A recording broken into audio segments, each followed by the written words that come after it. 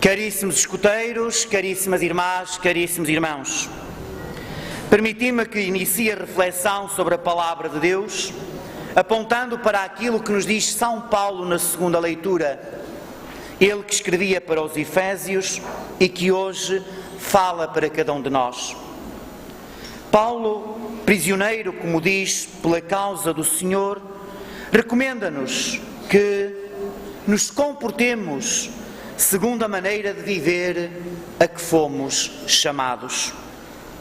Todos nós que estamos aqui, não nos podemos esquecer, nós temos uma identidade.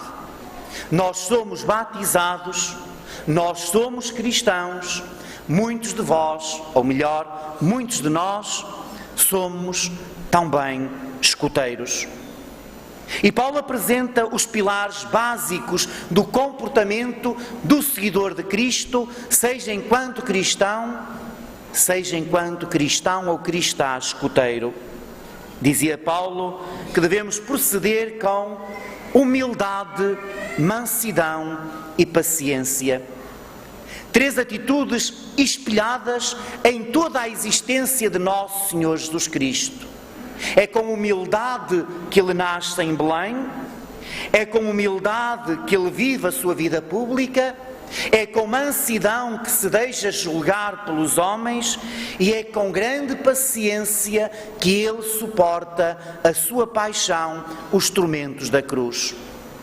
Não nos podemos esquecer que este é o grande convite que Jesus Cristo lança a cada um de nós.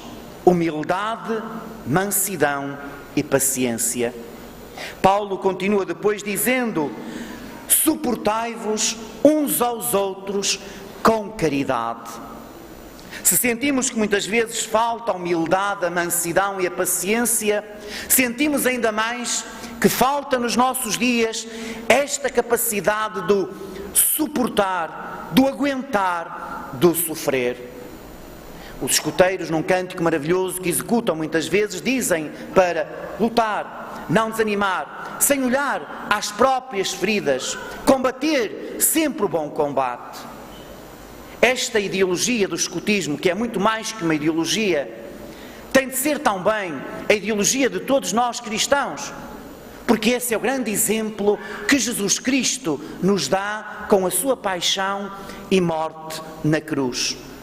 Sabemos que a vida de Cristo é caracterizada pela glória, a glória do Pai, a glória manifestada no seu batismo, a glória manifestada nos milagres, a glória manifestada na transfiguração, a glória manifestada na ressurreição e ascensão aos céus.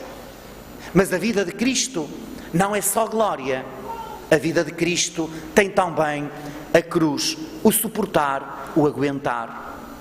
E nós, quantos cristãos escuteiros, não podemos esquecer isso. Temos de ter capacidade de sofrimento, temos de ter espírito de sacrifício. Isto pode parecer um discurso completamente ultrapassado, mas deixai que vos diga, quem considerar este discurso ultrapassado, considera ultrapassada a forma de viver de nosso Senhor Jesus Cristo. Ele não precisava de carregar a cruz, mas carregou-a de livre vontade. Na cruz de Cristo nós vemos o amor de Deus, mas devemos ver também o exemplo que Deus nos dá perante as dificuldades, as adversidades da vida. E Paulo diz-nos que devemos fazer tudo isto com caridade. Não podemos ser deixai-me usar a palavra, retorcidos, rabugentos, a resmungar sempre com tudo e com todos, e sobretudo aquilo que está mal. Não podemos ser lamechas, passar a nossa existência a dizer falta-me isto, falta-me aquilo, isto e aquilo não estão certos, não estão corretos. Não é dessa forma que Cristo nos pede para carregar a cruz. Não é dessa forma que Cristo nos pede para enfrentar as dificuldades. Cristo solicita-nos a que o façamos com caridade, com amor. Dizia ontem, iniciei dessa forma também a Eucaristia, que os impérios crescem quando há a sabedoria, quando essa sabedoria se faz, se concretiza, e quantas coisas se fazem com amor. Nenhum império se construiu com facilidade. Aliás, se lermos a história, facilmente constatamos que quando grandes impérios enveredaram pelo mundo da facilidade, começou a ser o princípio do seu fim. Sim, porque a caridade não é só facilidade.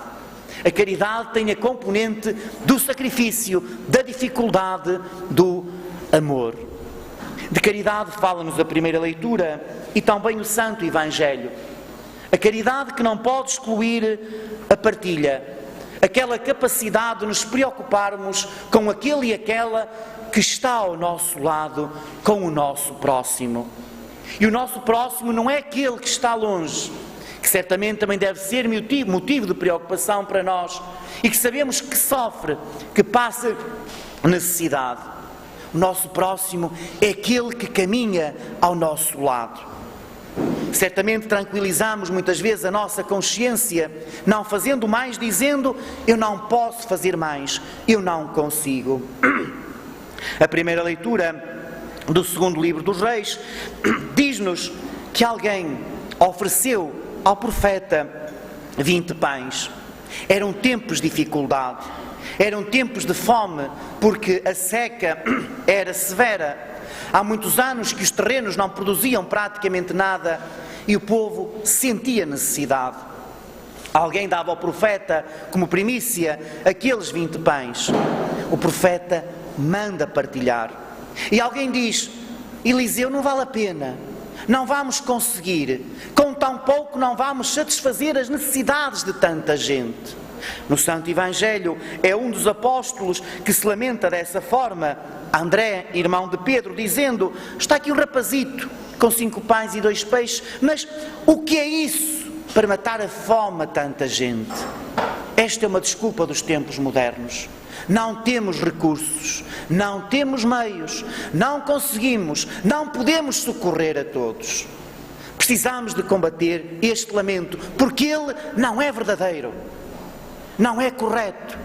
O problema não está na escassez de recursos, o problema está na organização, no trabalho, na capacidade de partilha dos recursos que temos. O Salmo responsorial, no seu refrão, dizia-nos: vós abris, Senhor, as vossas mãos e saciais a nossa fome. O Senhor dá com abundância. O Senhor dá-me a capacidade de amar para que eu possa amar a todos.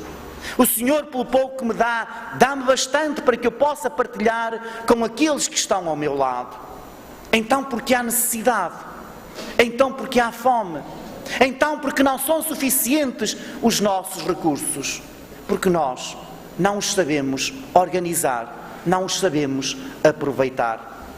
Nestes dias que esteve fora, tendo a oportunidade de atravessar as grandes searas de França, de Inglaterra e também de Espanha, eu reparava na abundância de alimento que se produz.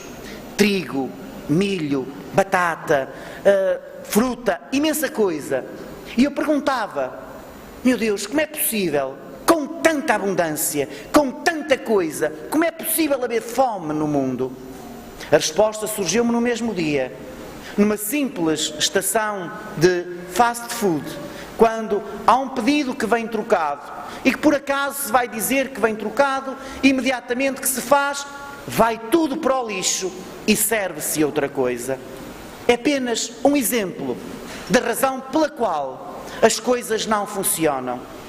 A culpa não está no Senhor, a culpa não está na escassez de recursos, a culpa está na nossa falta de organização.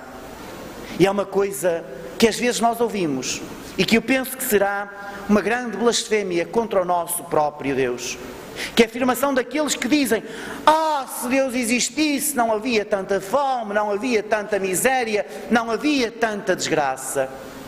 Tanta insensatez nesta afirmação.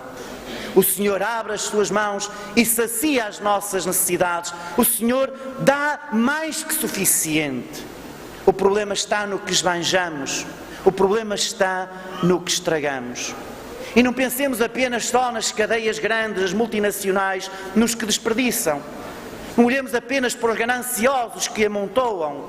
Olhemos, por exemplo, hoje ao meio-dia na mesa da nossa casa.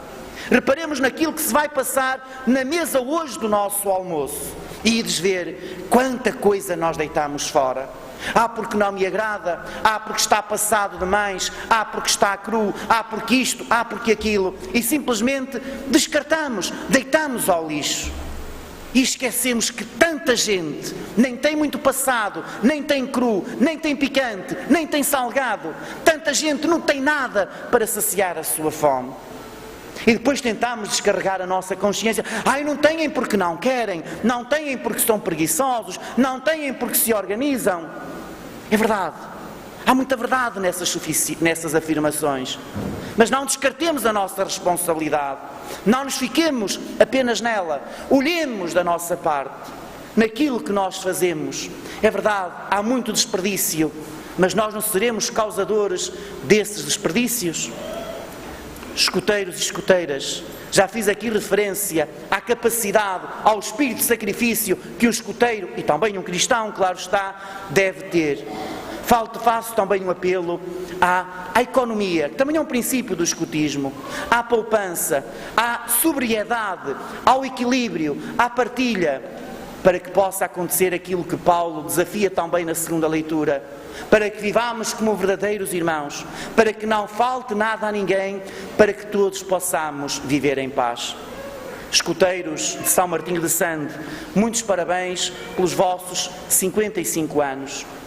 Peço ao Senhor que continuais a saber fazer com amor, para que de facto o Império possa se manter. A todos os outros escuteiros agradeço a vossa presença e desejo exatamente o mesmo.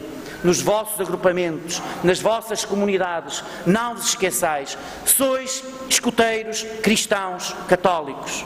Não sois apenas escuteiros. E o escuteiro cristão católico tem uma identidade, que é a identidade de Nosso Senhor Jesus Cristo. Identidade essa que passa pela humildade, mansidão, paciência, espírito de sacrifício e que passa também pelo equilíbrio, pela sobriedade, pelo bom senso e pela partilha. Que Nosso Senhor Jesus Cristo, a quem todos nós devemos seguir, nos dê a todos e particularmente aos escuteiros esta capacidade de o imitarmos em todas as circunstâncias da nossa vida.